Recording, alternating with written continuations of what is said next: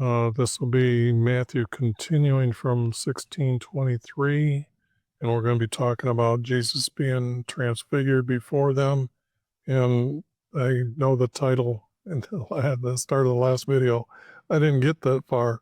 I'm trying to keep these to 40 minutes, or I wish I could, or I'm hoping I can keep them 40 or under. So here, like I said, I'm using the name or Judas because Judas is the bad guy. In Jesus' reply, because I did that. If you didn't watch the last video, I changed to here as well because he's rejecting what Jesus just said. And yet Jesus knows he has to obey our Creator. So Jesus said, Judas, you are like Satan in this. For your want is a stumbling block for me, meaning that Satan's going to be telling Jesus, you don't have to go through all this, obey every word, to be king. And I can see he's trying to deceive him, but this is what Jesus is replying. He's just like Satan in this act of denying what Jesus is saying. Not so much that, denying that this can't happen, although he just got done explaining what the Christ is. It didn't click with Judas, okay?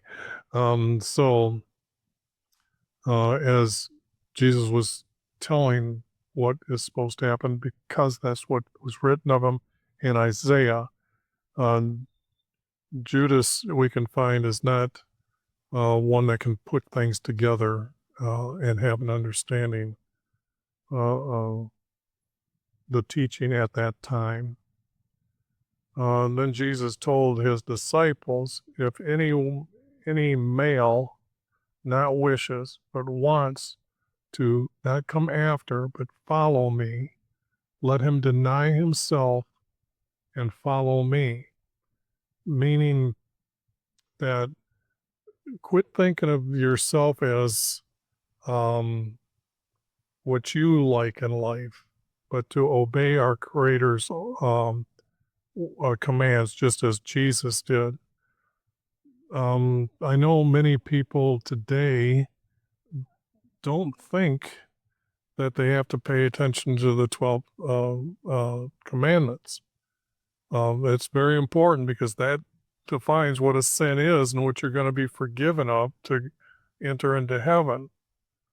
So the priests today have corrupted it so bad.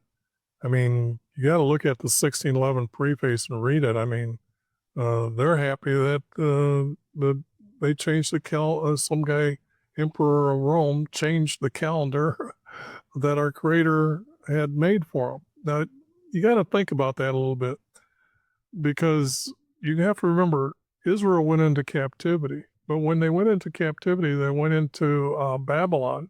Well, Nebuchadnezzar got a flat-out experience about our Creator, letting him know he is the Creator. So it was Nebuchadnezzar that made all Babylon to have the same calendar as our Creator had set up for the Hebrew people. So now when they write in there that we know that the first emperor of Rome, which means the next conquering came in, I'm sure Persia was next, and then I'm thinking that it was Rome took over. Then they started changing that to secular meanings because they didn't believe what happened to Nebuchadnezzar or why that happened. They were, you have to remember, Greek was under the old Assyrian rule. In fact, I believe that when you go looking in history for the prophecy given to Daniel to tell us about answering the king's dream of what he saw and how the statue.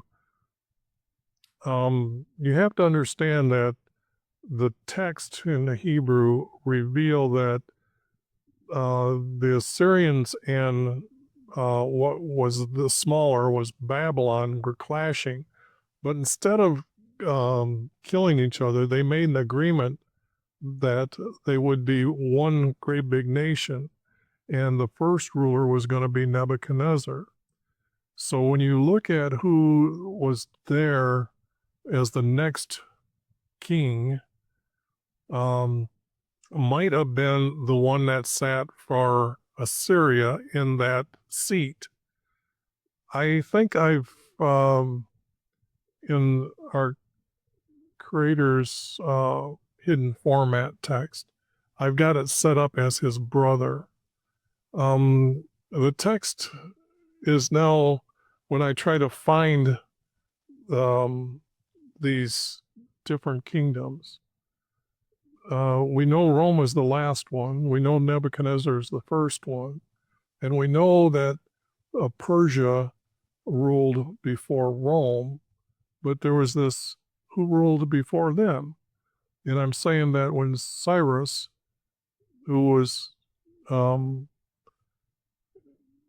this one who was designated to become the next king, was to rule beside Nebuchadnezzar, and he became the king. Now, I know that King Nebuchadnezzar has a prince, but the only thing, it was to be, like, he is announced as prince who would be the next king, or just a position that's what he is called, a prince. But he dies, and it seems that he would have been his only son. So who is Cyrus? Cyrus I've got as his brother. The more I'm trying to find, because I've went looking for the text, I'm really trying to find out if I missed something in when I was doing the text, just like you can see here. I went searching, and I can't find these different kingdoms, because the feet, the thighs, the breast, and the head, 1, 2, 3, 4, and I can only find 3. Okay, so, or that we know of. But the object is they changed the calendar from Nebuchadnezzar, but that's the corruption that those that are editing the text are all happy with. They don't care what our Creator said. So don't tell me every word in the Bible is true. Okay, go read the 1611 preface. Your reward is to have a fellowship with the saints and eat a fruit every month. And that's every moon month, not every, anyways. I don't think that's what you read the Bible for. In fact, I know it's not. And Jesus talking about you're a stumbling block to me because you're setting your mind on you are to set your mind on YHVH'S will for man. You are to set your mind on YHVH'S will for man. Yes. Because Jesus is son for all man. So, or son for man. So, yes, this needs to be here. Then Jesus told, and that the word wishes, oh yes, I already went through this. And you can take up a cross to follow him, but you are to obey our Creator. And whoever wishes to lose it, this is just that needed text. Again, making Jesus sound stupid.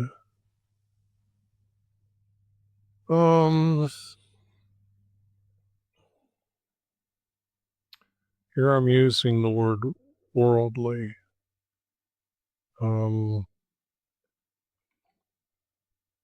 I try to use the word earth. but I needed the ly, so it really didn't sound right. So I have to use the word worldly here. Not just their soul with me, because Jesus is teaching them about his kingdom, and they're supposed to be with me. So these added words, I'm just going over making sure that they're why I'm adding them.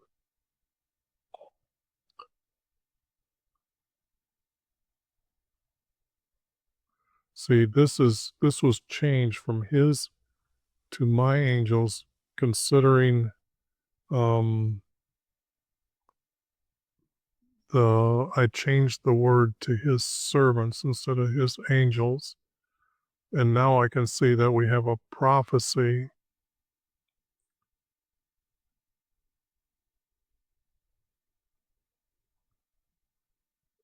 Although we don't have this prophecy. So when I use the word servants, I think that would have been correct at this time. And now Jesus is saying that this is what was said, which would have been my angels, because even the word angels could be changed to servants here.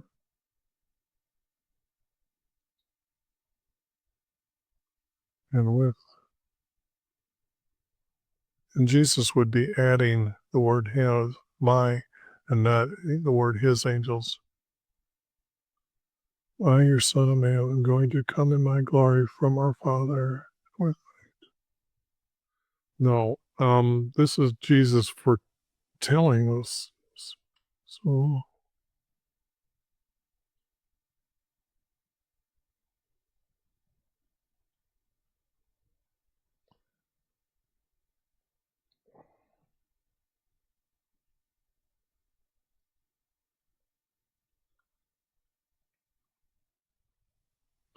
and it's capitalized because Jesus is telling us this is a prophecy that he is to reveal about his second coming.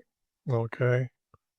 I'm going to come in my glory from our Father, and I will judge, not whatever, recompenses. I use the word judge, make it easier for me and the 12-year-olds to get through that word, and everyone according to their deed, or not deeds, but words. Jesus was just saying that the words are the ones that defile man, not just their deeds. So words are what defile them. So I'm going to come in my glory from my Father. This is Jesus starting to teach his second coming. Okay. Because he has to be in his glory. Okay. And what is his glory? Well, we're going to see that coming up in the text here. This verse here has got to be removed, because who will not taste death until they see the Son of Man coming. We know that Jesus did not return right after he ascended into heaven to remove everybody from earth, because we're still here. So you will not taste death until they see the Son of Man coming. So that is just a flat out wrong lie. They got Jesus lying. But the text will say 6 days later, Jesus took Peter, James, and John, his brother, and he didn't brought them up, brother, to a high hill, and he transfigured there before them. For his face didn't shone, it shined like the sun, and his garments became white like lightning. We have in John about Jesus coming from his light. And they knew at that time our Creator had been showing himself in the tent and in the house, when he's above the mercy seat, as a light. So they're saying, or I will also say, our Creator was showing himself as a flat circle of light. And it was, I say, brilliant purity. So here, the closest they're going to get to it is a white like lightning, okay? So Jesus, his body transfigured into the color white, or a bright white, and so did things that he wore. This is his glory, okay? The angels shone in their glory, or they appeared in their glory to the shepherds in the field. The angel in the tomb was shining white. When we look at, I'll go over this real quickly, but the text says that the house was made of stones, and it wasn't made of stones because David had 80,000 hewers. That's a little too many, but he had hewers. Hewers were those that worked with block and chiseled block to make them square, or take rock and make them square. But what kind of rocks were they? Well, Solomon tells us that he made them a house forever. Well, that's granite block, doesn't decay, and they would have known that. So it was granite blocks. Now, when we go into Israel and we search for quarries, we find there's two quarries. One in Hebron is white, and one near Jerusalem is red. But which color granite did they use? Well, we have to go to when he had his tent to meeting built by Moses. He said to use ram hides and goat hides. Those are white. So now you know that the house was made of blocks of white granite. Jesus transfigured, our Creator is white, or a brilliant purity white, like light. And Jesus came from his light in Matthew, or in John. So we have all this knowledge put together as what we are going to look like in heaven as well. We will have our glory in heaven as well. But Jesus is saying he will be coming in his glory. This is what Jesus is referring to here in his second coming. And then Moses and Elijah talked with him, appeared to talk with him. And then Peter, this has to be after they talked to him. So it should be after.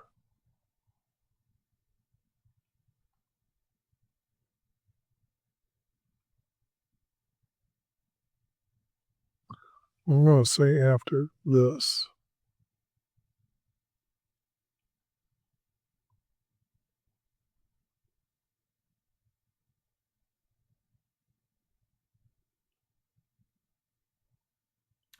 After this, Peter asked Jesus, "Is it good for us to be here?"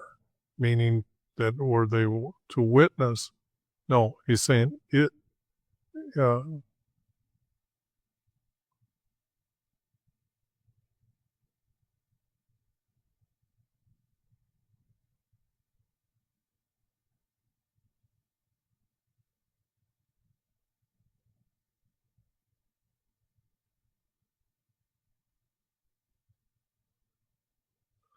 This can need to be changed. It was good for us to be here.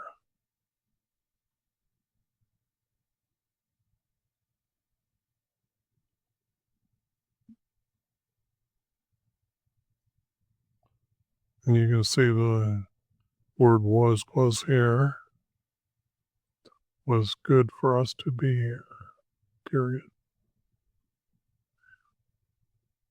if you want, we will make 3 markers here, not tabernacles, but markers to say this happened here is more because a tabernacle is something that could decay and go away.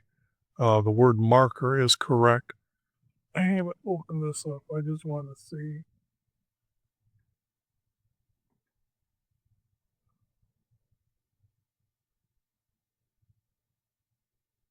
Oh, this is going to create too long. Oh no, it came right up. Oh, good. Um, let's see. I'll get this leaf open up here.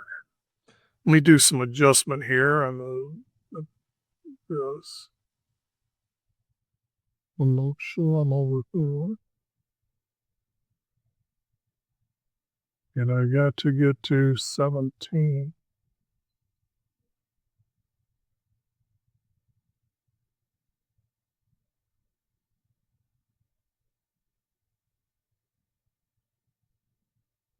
And it's probably from here. Okay.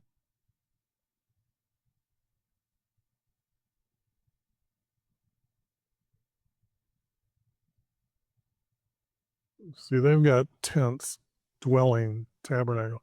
Those would have not been a way to mark a place to say this is what happened here. So the word is marker or markers, representing the 3 of them. We'll make 3 tabernacles, one for Moses, one no. So we make 3 markers here. That way later people will know when we're speaking that we set these markers here. So, because you just wouldn't make a dwelling or a tent all of a sudden. So I got here markers for each of you.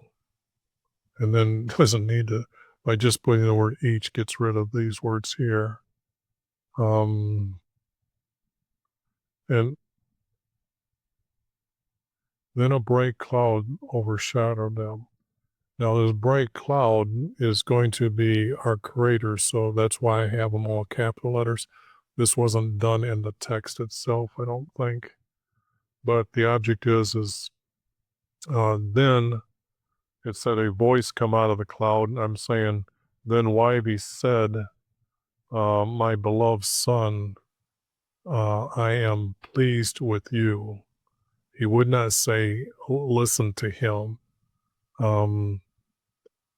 He would have said, listen to Jesus. Let's see how I got it. Then YV said, my beloved son, I am well pleased with you. Yes, he's describing, or he's speaking to Jesus at this time and not speaking to the 3 disciples that are with him. They're there to hear this.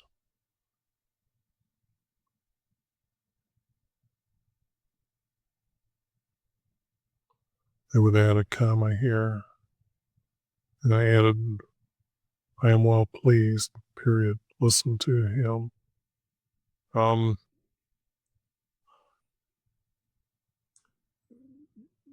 Jesus was teaching it, so listen to him was the wrong words. But going to make sure, yeah, let me take all of it.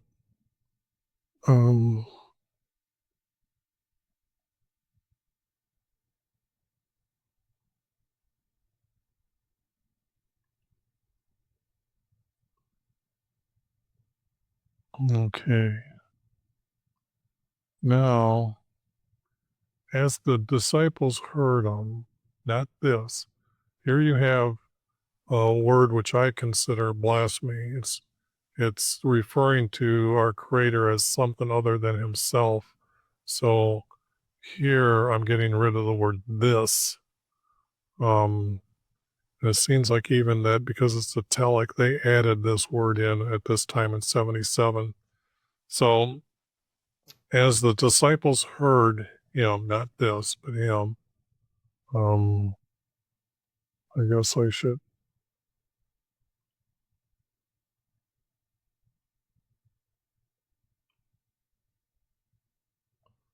uh, they bowed with their faces to the land. Um, and they fell with their faces. But I need this other text here.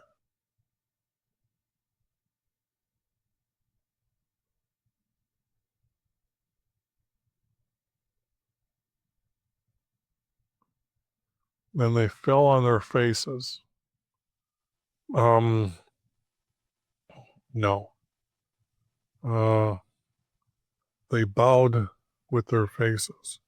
Or what I'm saying is they bowed with their faces. They just nodded, not nodded, but bow and left their head that in that way to the land.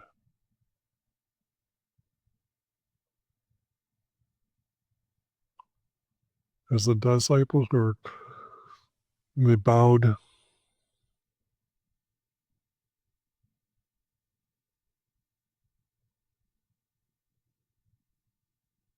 They bowed. They bowed their faces.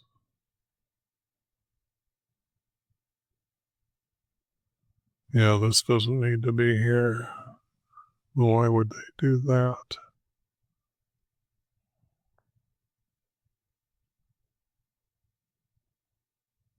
They bowed their heads.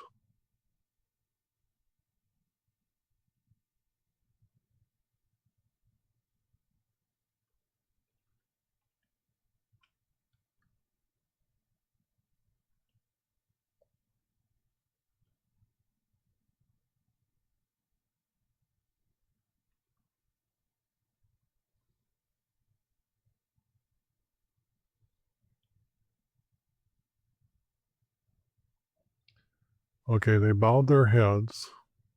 Then Jesus came and touched them.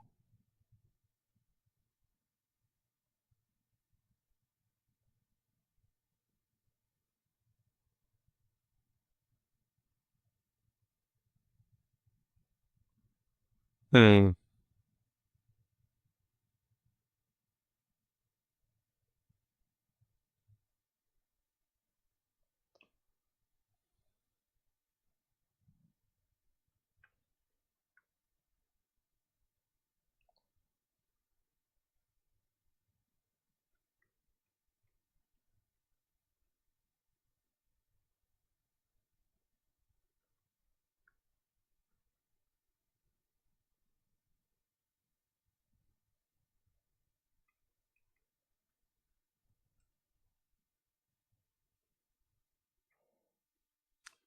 They bowed their heads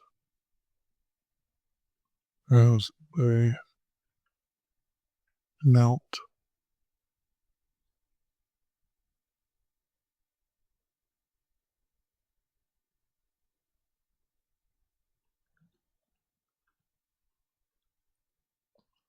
Yeah, and they would have done that out of respect, not that they were, um,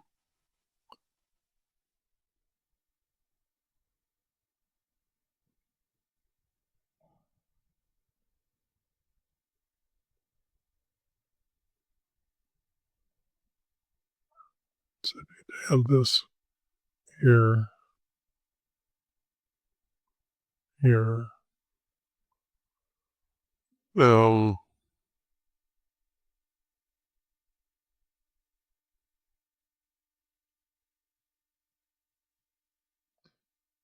okay, let's see if that's right. Yeah, then Jesus says, rise up.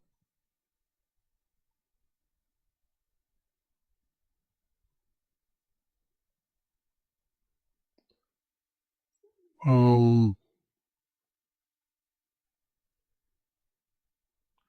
Because you got to remember the other stories. Jesus went off to himself to pray, transfigured. They seen him from over here. They seen Moses and Elijah. When they left, then the cloud appeared over them, over him.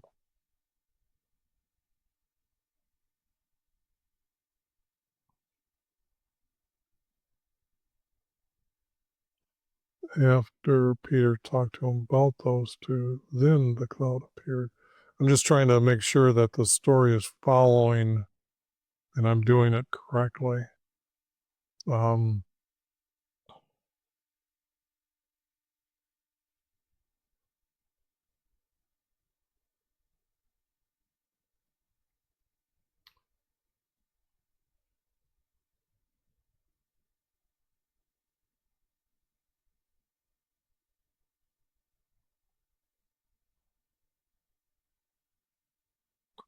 that means the cloud had disappeared, so only here.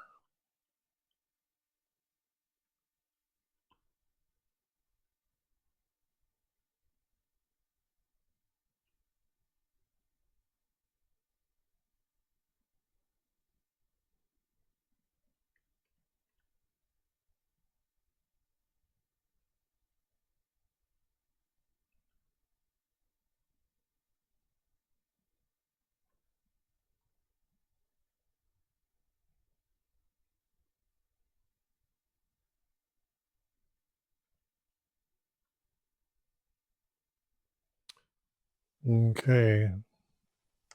That's why I enjoy doing this for you, to record as for history of what's going on in this tiny head. Yeah, making sure that the text is being corrected to be truthful as I can make the text be truthful. Here you can see that I'm adding my own thoughts to um, this here, because if they fell to the ground or fell to the land they fell to the land with their faces down, I don't think our Creator would make them do that, because our Creator gives us everything, every one of our thoughts, everything that we're, even if the people that are evil, our Creator gave them more evil. um, so I don't have this um, thought of them because they're afraid that they fell to the ground. They just heard uh, his voice here, and wife said, "My beloved son, I am pleased with you." Once they heard that uh, our Creator speaking to him as his beloved son, all of us males are sons, and Jesus is his beloved son. Um, I am pleased with you, and this is what they would have understood, that our Creator said these words, so they would have bowed down, just um, as they bowed their heads as they knelt on the land. Um, in the Sinai, when our Creator appeared um, over the tent of meeting, when Moses was supposed to meet with him there, the people would kneel and bow their heads, and the whole time that this was happening. So that's kind of why I'm saying this is what would have happened, and not that they were really afraid. He wouldn't have given them that type of fear. They weren't. You have a fear of our Creator when you do wrong. If you're really good in obeying our Creator, once you do something wrong, He gives you that fear of Him. Example, even though I know what day is our holy days, there's times that I know that I'm doing things for myself that would be a sin, because I'm not because I'm making somebody else work. But it's got to be done in this secular world. And I try to only do this when I'm trying to help someone else. But even this weighs on me as giving me that I'm doing wrong, this fear that I'm doing against his command. So, but it's to be much afraid. No, they wouldn't have been afraid. They just would have done as what I'm saying, other people that like those in the Sinai. And then Jesus says, "Rise up." You wouldn't have said, "Do not be afraid," even though I've got rid of it here, I got rid of it here. And they saw only Jesus.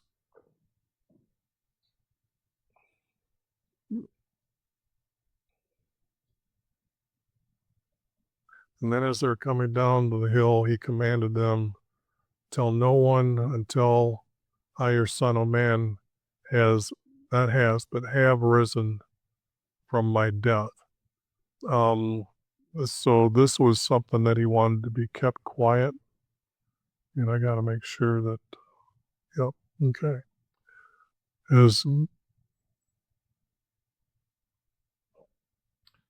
And then here, he asked his disciples, who do the scribes say Elijah? Then why then do our scribes say Elijah must come first? He's more or less talking to himself.